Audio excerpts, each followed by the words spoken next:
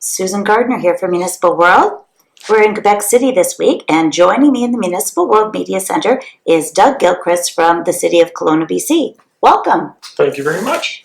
So, you've got some innovative stuff going on in Kelowna, so want to talk about that, but tell us a little bit of Kelowna to kick it off. Tell us some of the high points, the facts and figures to locate us. Sure. So Kelowna is kind of the biggest metro center between Calgary and Vancouver. About 4 hours from Vancouver by car, 3 if you drive properly. A great city, growing at a really quick pace. It's anywhere between 2.5% and 4.5% probably over the last 10 years, year over year growth. 130,000 people today, and really interesting place in terms of its evolution. Historically, kind of peaches and beaches. It's a tourist town, retirement center, but really quickly emerging into more of a metro center with all kinds of different services and employment and that kind of thing. Do you have some projections for growth over the next little while? What that looks like? So we're going through our OCP process right now to update our community plan. And the prediction we have is about 50,000 more people in the next 20 years. Okay. So significant growth. Okay, so you guys are kind of thinking ahead to that growth and to the future now, what that looks like for the community. And you've just been through an award-winning engagement project. Yeah, so we did a community vision called Imagine Kelowna, and our official community plan and transportation plan on the heels of that. So this is over about 3 years worth of planning exercises, really heavily engaged on many fronts: the social media front, in-person interviews, focus groups, one-on-ones, surveys, all kinds of things. And Pick Your Path was one of the exercises we did, a very creative and physically sort of fundamental type of a process where you would walk into a large room, and on the floor were a series of questions about your city. And as a citizen, you'd walk in and read a question. And depending on the answer, you'd take a particular path. And you would continue to answer questions all the way along through the room. At the end of the room, you would get to one of 4 scenarios that would be the city that you envision based on the questions that you answered to yourself. So a really engaging kind of exercise, something unique. Hundreds of people go through it, and it turned out quite well. And so, what did you do with the outcomes of that? Was that used in a way to kind of help inform planning? Yeah, certainly our visioning for the city and how we want to grow in the future was a big component of that. Growth scenarios on land use. So we had 4 growth scenarios for our land use process, and we brought those forward to council based on Pick Your Path and a number of other engagement things that we did.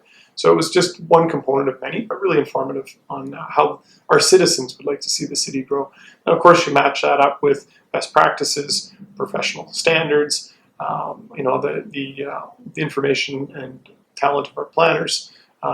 You bring that all together to build your growth center. Fantastic. So other stuff going on. You're at a crossroads in some ways for choosing that path to the future. You've got a lot of industry happening there. A lot of different things on the. Yeah, it's a rapidly changing city for sure. We've made policy decisions about how we want to grow. Probably even 2 OCPs ago, 10 years or more. Previous that we're really starting to see come to fruition now. So we are becoming a much more dense urban center with taller buildings and more vibrancy in each of our 5 town centers. Right now we have 6 towers in our downtown under construction, anywhere from 22 to 36 stories. So really becoming a much more of a metro kind of a place for sure. And that supports, I think, a different type of people, different type of person wanting to come to Kelowna.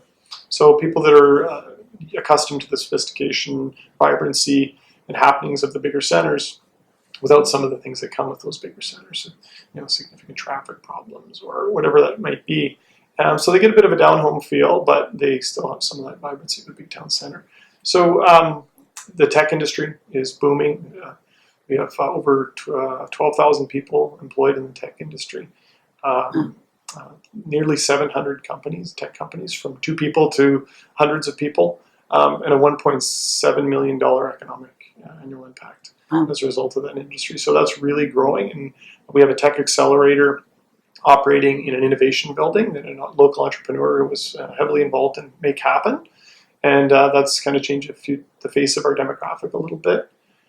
Aerospace is another area that's really starting to emerge. We have KF Aerospace, previously Kelowna Flightcraft, which is a really quickly growing part of our aerospace industry.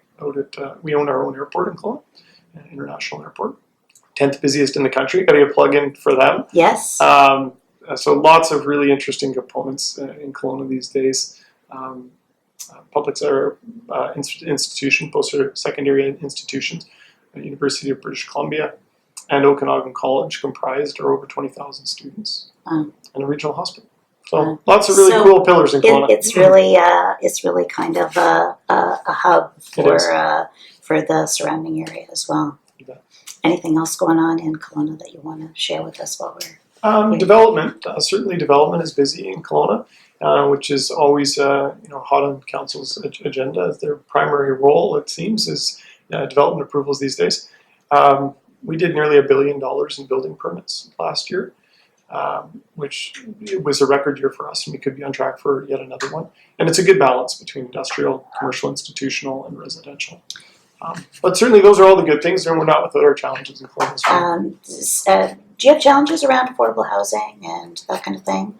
I mean, certainly with growth, sometimes those are issues that emerge or aggravate a little bit. Do you see that in Kelowna this time? I think any city that's growing at a pace that we are has affordable housing challenges, and we're the same. We do. We have a strong housing strategy. We have a council and certainly senior staff that really believe in equitable housing available to all kinds of people of all areas on the economic spectrum. And I think we're working really hard to address that, trying to get that missing middle, the supportive housing, and really fulfilling the full spectrum of housing needs. Okay. Well, thanks so much for coming in and sharing a little bit of what's happening in Kelowna. It's great to have this opportunity to check in with some of our friends on the West Coast. You bet. Thanks for having me. Okay. I'm Susan Gardner from Municipal World, here with Doug Gilchrist from Kelowna. We share your stories.